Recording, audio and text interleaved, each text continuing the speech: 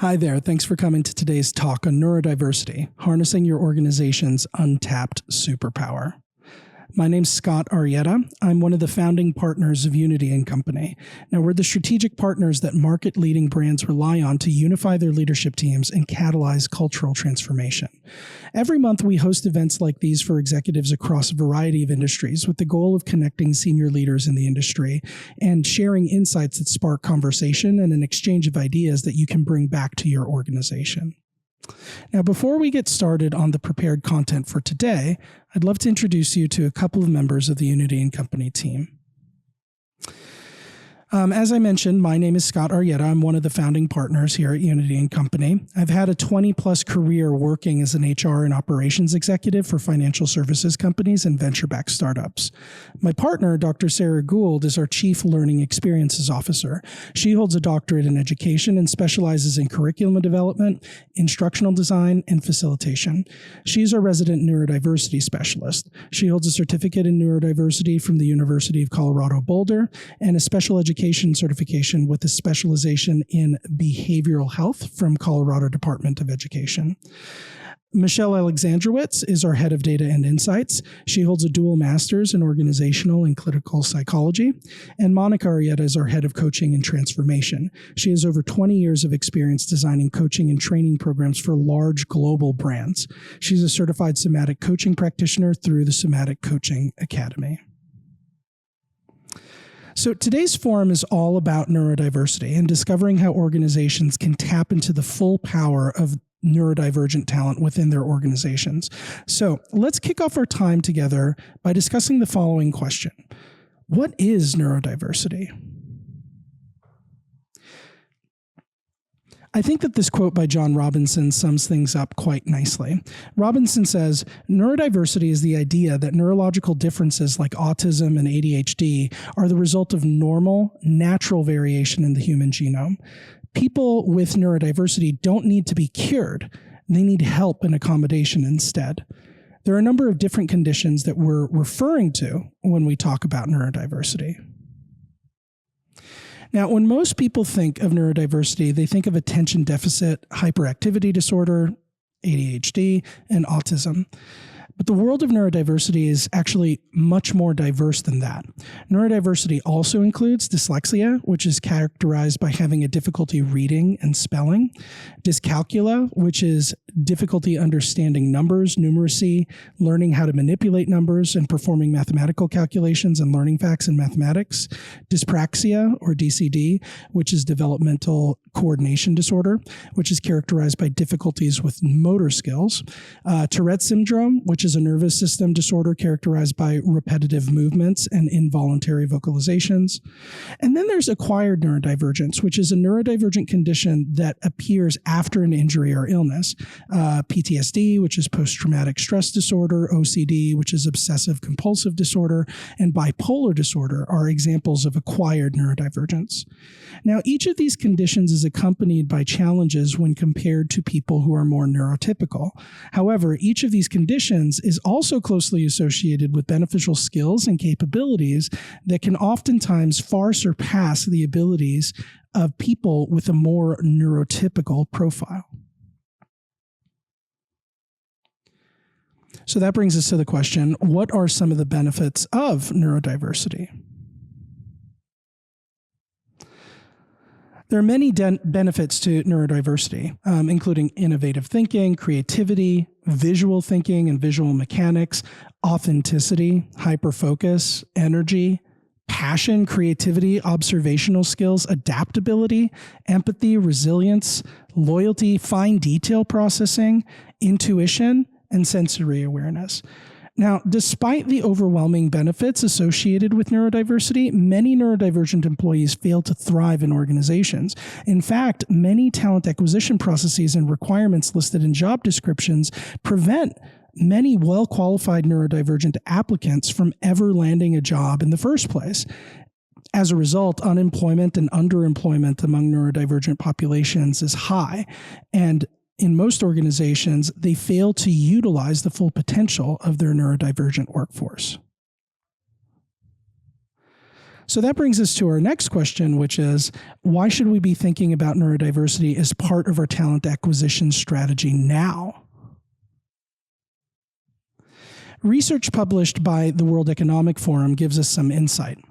Increased globalization, rapid technological advancement, especially in the field of AI, and an aging workforce are all significant factors that are driving changes to the labor market that will have a dramatic effect on organizational talent strategy in the coming years. According to the World Economic Forum estimates, 87 million jobs could be displaced worldwide by 2027. Simultaneously, 97 million new jobs will emerge. Now, initially, these numbers don't seem to cause much concern. If anything, this sounds like good news. The projected jobs lost and new jobs gained is essentially a wash. That is until you realize that these groups will likely consist of different groups of people. Many of the displaced jobs will be jobs that involve repetitive rule-based tasks.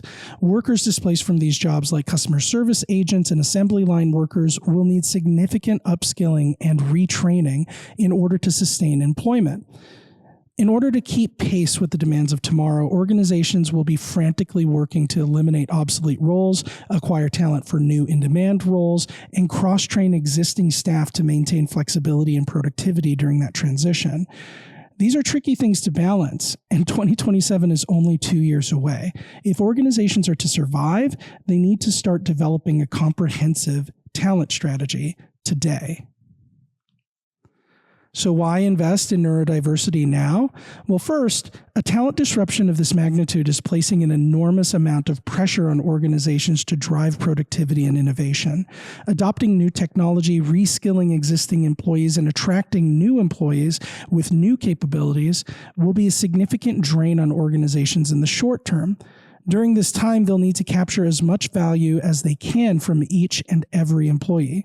Unfortunately, as it stands today, most organizations are dramatically underutilizing the capabilities of their neurodivergent workforce. Second, the rise of artificial intelligence creates demand for jobs that many neurodivergent individuals would be an ideal fit for. As we enter the AI age, it will become increasingly important for organizations to attract, retain, and develop their neurodivergent workforce. And lastly, there is a deepening skill and talent shortage driven by the rapid change in skills required to keep pace with technological advancement and the rapid shrinking of the workforce as baby boomers retire in numbers that younger generations cannot fully replace. As we mentioned earlier in this presentation, well-qualified neurodivergent individuals suffer from high rates of unemployment and underemployment, making them a key source of untapped potential for organizations that are forward-looking enough to take action sooner rather than later. So at this point, you might be asking yourself, how can my organization get started developing a strategy to engage and attract neurodivergent employees? Well, the good news is that regardless of your industry, you probably already have a significant number of neurodivergent employees in your organization. The only question is whether you've invested enough to ensure that your organization is a place where neurodivergent employees can thrive. So let's look a little bit at the stats here. Up to 20% of the world population is estimated to be neurodivergent. 1 in 36 children born in the United States is diagnosed with autism. Up to 5% of U.S. adults are diagnosed with ADHD, and up to 15% of the world population is diagnosed with dyslexia. Now, as we review these numbers, it's important to note a couple of things. First, these statistics only represent some of the most common forms of neurodivergence. When you include all categories of neurodiversity, the total population size is much larger. And these percentages are likely undercounting the true proportion of the population that are neurodivergent, since many neurodivergent adults are undiagnosed. So now let's talk a little bit about ways that organizations can work to harness the power of neurodiversity in their organizations.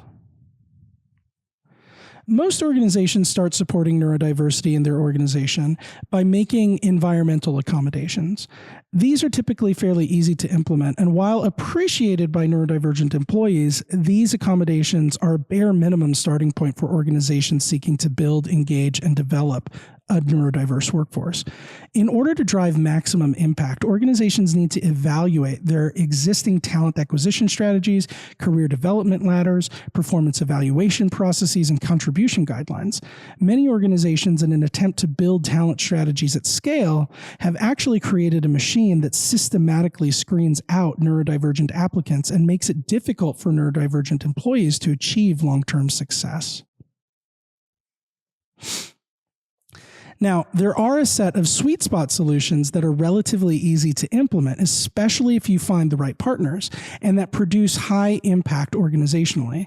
These solutions include using team assessments and team building workshops to help neurodivergent employees assimilate more effectively, launching neurodiversity training to equip leaders with the knowledge and skills that they need to effectively manage and motivate a neurodiverse workforce, and then finally coaching to help both neurodivergent and neurotypical employees work more seamlessly together.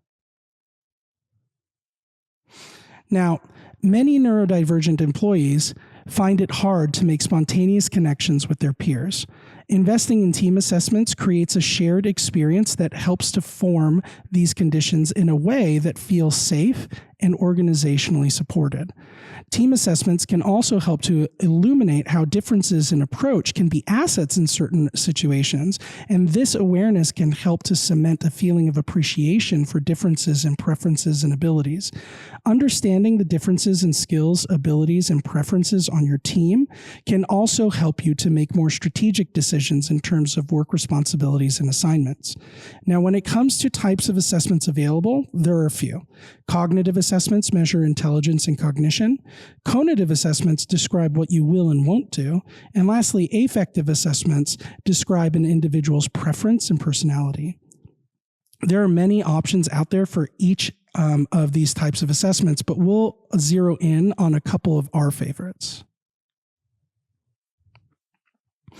All right, the Kolbe-A assessment is a conative assessment that describes how you take action across 4 dimensions: how you gather and share information, which they call fact finder; how you organize, which Kolbe calls follow through; how you respond to uncertainty, which is called quick start; and how you deal with space and tangibles, which is called implementer. This is an example of my personal Kolbe-A results. You'll notice that my fact finder mode is relatively high compared to my other modes. What this means is that I will tend to research and explore things in depth before taking action. You'll also notice that my quick start in the green is relatively low.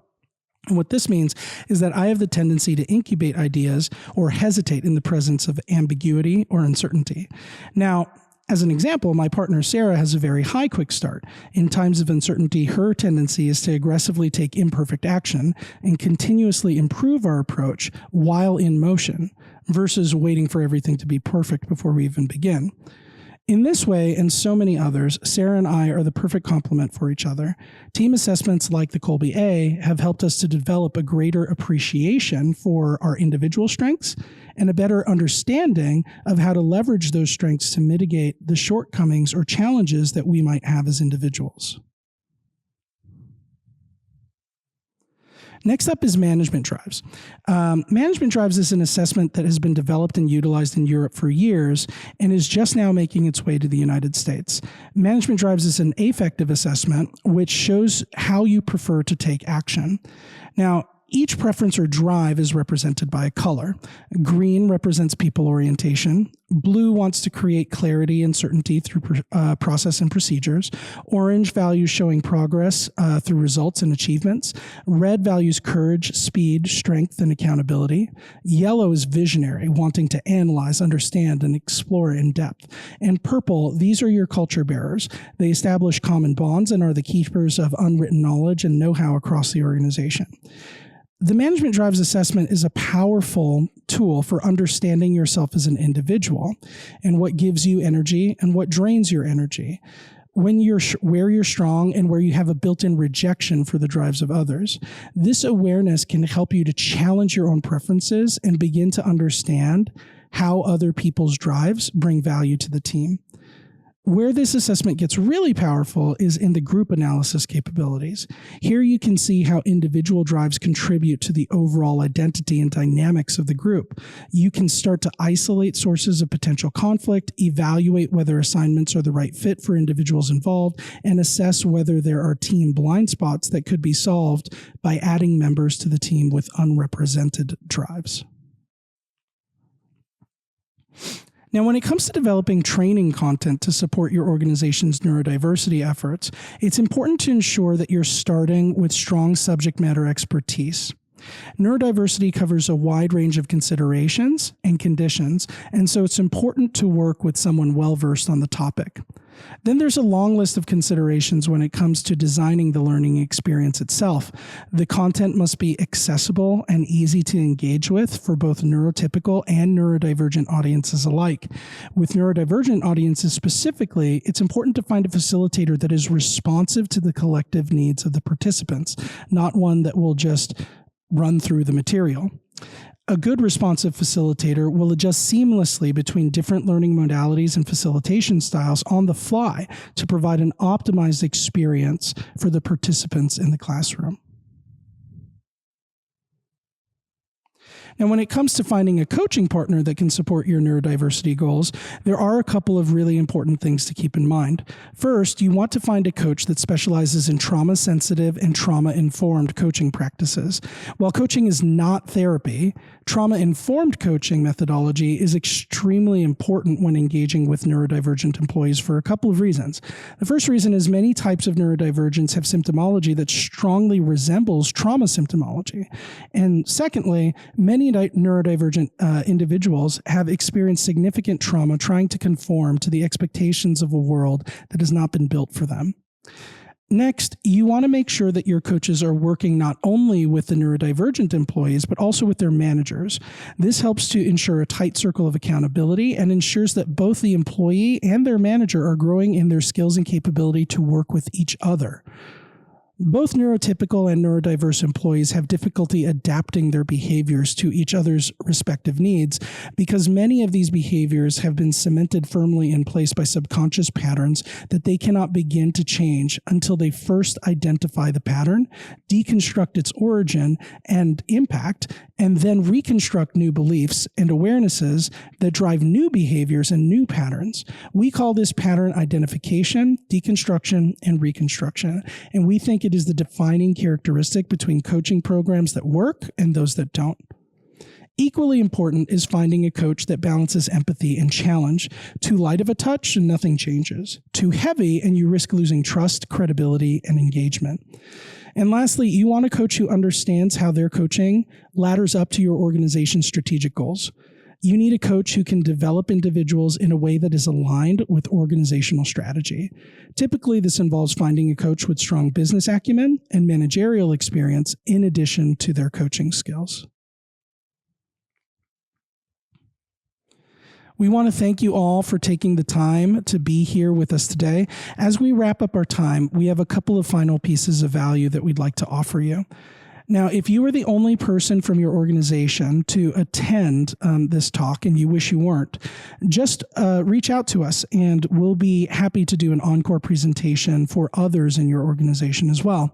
If something we talked about today sparked your interest and you're interested in understanding how we could potentially partner together in the future, we'd also love to spend some time connecting with you so that we can understand more about your needs and share more about our capabilities. And finally, if you'd like to receive a recording of today's talk, as well as some notes, just reach out to info@unityandcompany.com and we'll be sure to send them your way. Thanks for attending.